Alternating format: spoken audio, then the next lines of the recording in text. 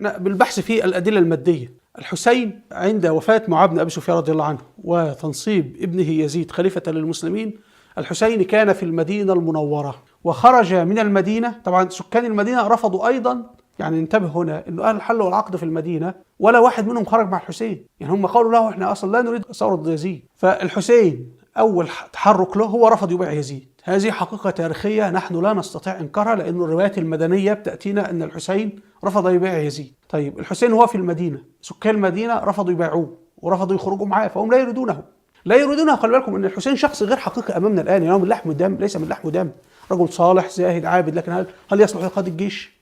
أنا رجل أحسن واحد في مجال الإعلام، لكن هل أنا أستطيع أن أخوض جيشا؟ هل أستطيع أن أعلم فيزياء؟ فأهل المدينة الذين تربى بينهم الحسين مولود في المدينة، هو مدني أصلا.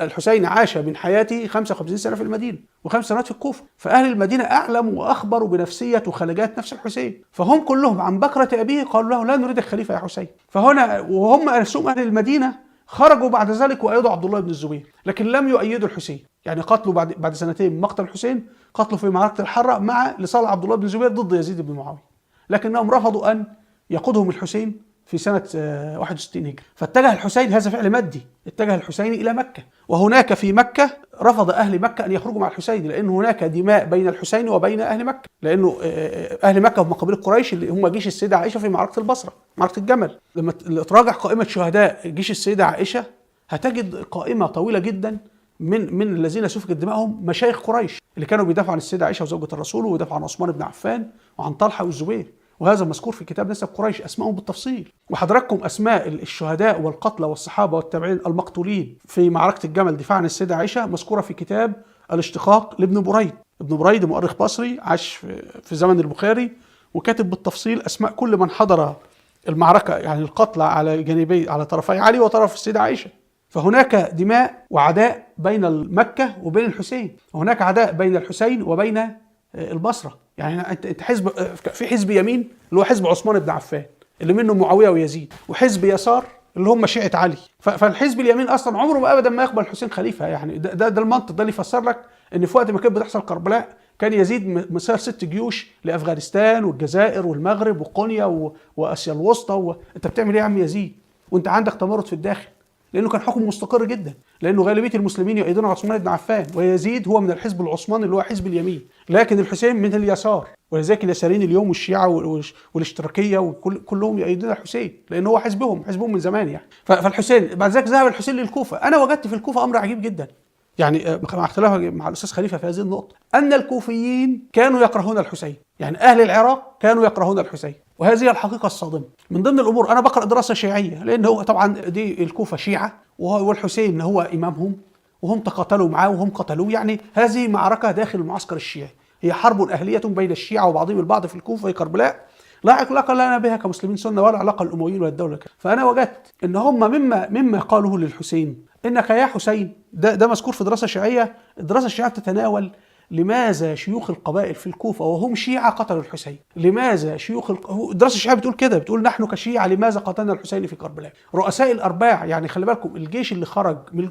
يعني الكوفه طلعت ولادها، الكوفه الشيعيه طلعت ولادها كي تقتل الحسين، وهم الذين قتلوه دون امر من يزيد، لانه كان بينهم ثأر. واكتشفت في الدراسه الشيعيه هذه، لا يحضرني اسمها حالا، لكن هي دراسه عن التركيبه الاجتماعيه، وبتحاول الاجابه على سؤال لماذا الشيعه في الكوفه وقفوا ضد الحسين ولماذا قتلوا الحسين، بحث علمي يعني بعيد عن المذهبيه والايديولوجيا والكلام. فاوردت جمل على لسان بعض قتله الحسين في ارض كربلاء، قالوا له انت تريد ان تكرر فينا معركه الصفر، وانت تريد ان تكرر فينا معركه النهروان. فقالوا له الا يكفي ما فعل ابيك علي بن ابي طالب رضي الله عنه انه قتل ابناءنا في صفين؟ يعني انت جيش الكوفه خرج في صفين وحصلت فيه مذبحه، يعني جيش الشام بقيادة معاويه ذبحهم ذبحا في ارض صفين، جيش علي وجيش الكوفه، لدرجه انه الامام البخاري في التاريخ الكبير بينقل عن واحد من جيش علي انه جثث جيش علي اصبحت نتنه من كثره القتال، استمر 5 ايام او 10 ايام، ولم يستطع جيش علي ان يدفن جثثه. فارسل علي الى عمرو بن العاص يقول له يعني اخلاق الاسلام ومروءه الاسلام، اعطونا فرصه انت ومعاويه ان احنا ندفن القتل. هذا مذكور في كتاب التاريخ الكبير للامام البخاري. فهنا الجيش المهزوم، جيش علي المهزوم، هم قالوا لعلي ان انت اخذتنا في حرب واحنا انهزمنا، وحصل انقلاب على علي في ارض صفين، وانتم حضراتكم اليوم اذا ملك او اذا رئيس دوله خاض حربا واتهزم فيها بيحصل انقلاب عسكري.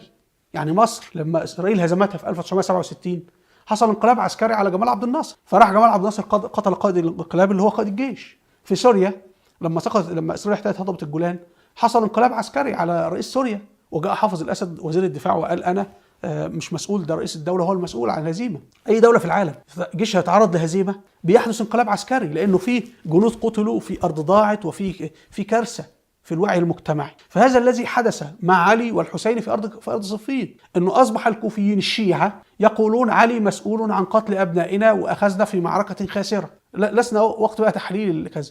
ثم بعد ذلك علي اخذ جزء من جيش الكوفه وذهب يقاتل اهل النهروان الخوارج. من هم الخوارج؟ هم ابناء قبائل عربيه عراقيه. فالامام الشعبي يقول: علم علي بن ابي طالب انه بعد معركه النهروان انه لا يملك، يعني لن يحكم ابدا، لان هم قالوا له: يا علي انت قتلت ابنائنا. كل قبيله فيها واحد خارجي وعلي قتله.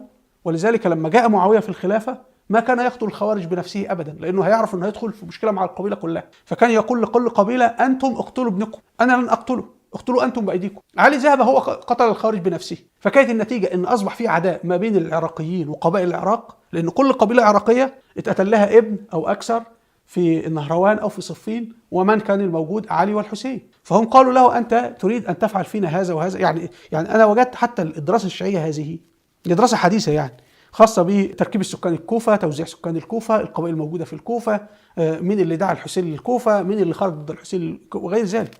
ما في صحابه اصلا، ما في يعني اللي دعا الحسين للكوفه واحد اسمه ابن عمر المرادي، مجهول الهويه، يعني لا هو فاتح ولا امام في الكوفه ولا صحابي ولا شيء. فانا يبدو لي ان السبب الحقيقي لقتل الحسين هو ان الشيعة قرروا الانتقام من الحسين لتحميله المسؤوليه هو وابوه علي رضي الله عنهم عما جرى في النهروان وعما جرى في صفين.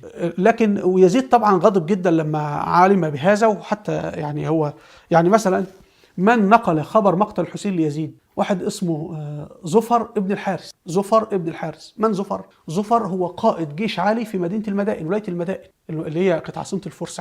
فزفر هو الذي ذهب ليزيد، هذا والي علي على المدائن وقائد جيش علي في المدائن، وبالمناسبة قبل عبد الله بن سبأ يعني. المهم فزفر هو من قتلة الحسين، وذهب ليزيد في الشام يقول له: احنا قتلنا الحسين. فكان في وسادة بجوار يزيد فرماها في وجهه وقال له: اللعنة عليكم، يعني انتم لازم قتلتم الحسين. ففي الواقع انا عاوز اقول لك، اذا انا كتب الشيعة المؤرخين الشيعة العباسيين كلها تتحدث انه اهل العراق يكرهون الحسين ويكرهون علي، دي الحقيقة. وذلك علي يقول: لقد مللتهم وملوني، اللهم امتهم كما يمات الملح في الماء. فدي علاقة عداء بين علي وبين الشيعة في الكوفة. يعني دعك بقى من يعني علي لما كان جسد حي وسط شيعته كان يكرههم ويكرهونه، يعاديه ويعاديهم، يشتمونه ويشتمهم.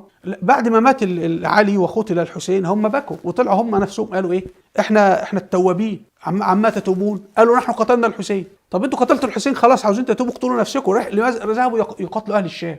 فهم استغلال قاموس الحسين هو استغلال سياسي لا اكثر ولا اقل، بدليل هم انفسهم الشيعة سموا انفسهم او التوابون. ليه يا جماعه انتوا تبتوا؟ قالوا: احنا قتلنا الحسين. خلاص عاوزين تقتلوا نفسكم. وهؤلاء اللي هم بيقولوا احنا تبنا، لماذا هم انفسهم لم يتوبوا لما قتلوا عثمان بن عفان؟ يعني هم لو قلبهم فعلا ناس حريصه على الدم وزعلانين ان هم قتلوا الحسين وبيعترفوا بجريمتهم وبذنبهم في ثوره مسجله في كتب الشيعة وكتب المسلمين السنه، اسموا نفسهم التوابون، نحن القتله ونحن نتوب. طب انتم لماذا لم تتوبوا عن مقتل عثمان؟ انتم قتلتم عثمان وقتلتم علي وقتلتم الحسين. لماذا فقط الحسين؟ يعني لان هم يريدون الاستيلاء على السلطه، عايزين ياسسوا الدوله وكذا. وهذا امر لا ترضاه الامه الاسلاميه، لانهم اصلا كانوا يكرهوا الكوفه، ومعروف الكوفه مقر المحور الباطني يعني وكذا. فده يعني انا ده اجتهادي وقد يكون صح وخطا. نقطه اخيره: ماذا لو نجحت ثوره الحسين؟ افترض ان الحسين دخل الكوفه واخذ جيشا من الكوفه وذهب ليقاتل اهل الشام. هل اهل الشام يسمحون للحسين وللكوفيين بان يدخلوا الشام؟ ده على مستحيل، لانه اللي حصل مع السيده عائشه واسرها ورمي النبال عليها، اقتحام دار عثمان بن عفان وقتله، الاعتداء على زوجته، منع دفنه، ضرب زوجته. فحتى الشاميين في كل خطابهم في معركة صفين ان احنا بندافع عن نسائنا والا نسائنا تغتصب. وهيحصل فيها. ونائلة بنت الفرافسة زوجة عثمان هي ابنة قبيلة الكلب الشامية، وقبيلة الكلب هي قبيلة مؤسسة للدولة الأموية أصلا، واللي منها نائلة زوجة عثمان ومنها زوجة معاوية رضي الله عنه ومنها ميسون اللي هي أم يزيد. فبالتالي قبائل الشام لا يمكن كانت هتحصل صفين أخرى وكان هيقتل فيها مثلا 20,000 مسلم 50,000 مسلم، كانت تبقى مصيبة أخرى. ولو دخل الحسين إلى الشام ماذا كان سيفعل الحسين؟ هيقيم العدل؟ هل علي هو أفضل من الحسين رضي الله عنه؟ هل علي استطاع أن يقيم العدل في العراق؟ علي هل استطاع أن يقيم محاكمة لقتلة عثمان؟ لا. هل علي استطاع أن يعطي نائلة بنت الفرافصة المرأة المسكينة اللي ضربت وإنت يعطيها حقها؟ أبدا. العشرة صحابة الذين قتلوا وذبحوا في دار عثمان أخذوا حقهم؟ لا. طلحة والزبير وهؤلاء الذين قتلوا صحابة رسول الله هل علي دفع دية لأسرهم؟ أبدا. هل مناطق علي حتى الأحنف بن قيس وده شيخ البصرة يقول ما وجدنا عند آل علي بن أبي طالب ولاية ولا مكيدة في الحرب ولا جمعا للخرج. يعني هو الأحنف يقول علي حكمنا 5 سنوات، فهل انتصر في الحرب؟ لا. هل عنده خبرة وضرب الحروب وكذا؟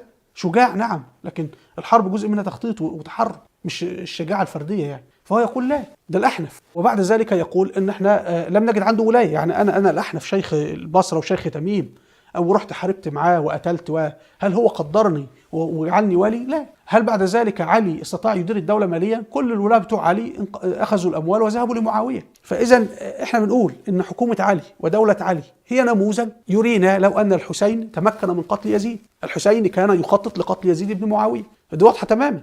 نروح للكوفة تحرك عسكري يأخذ جيش من الكوفة ويقتل يزيد بن معاوية. هل كان يحق الحسين أن يقتل يزيد بن معاوية؟ وهذا ارتكب يزيد بن معاوية جريمة كي توجب أن الحسين يجوز له أن يقتله؟ لا. ولو نجحت ثورة الحسين هل كان سيقيم العدل في دولته؟ هل يستطيع؟ هنقول علي رضي الله عنه أفضل منه، هل استطاع علي أن يفعل هذا؟ فالكوفيين الموجودين في ذلك الوقت قالوا علي لم يستطع. يعني ادعاء أن الشعب يحب علي ده ادعاء كاذب. أنا لم أجده لا في كتب الشيعة ولا في كتب المسلمين السنة.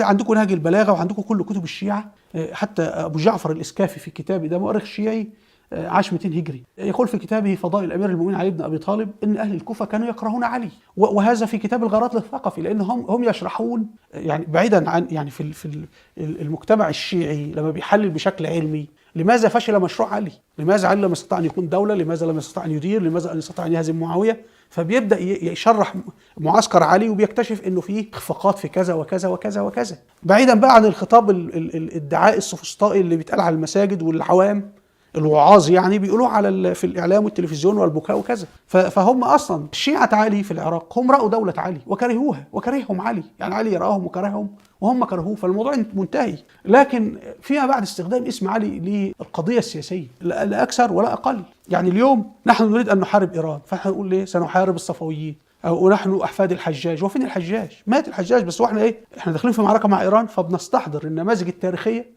اللي حاربت إيران. فهو الشيعة في العراق عاوزين يهدموا الدولة الأموية فيستحضروا مين اللي حارب الأمويين؟ علي والحسين، ليس حبا في علي والحسين إنما استخدام سياسي للتاريخ.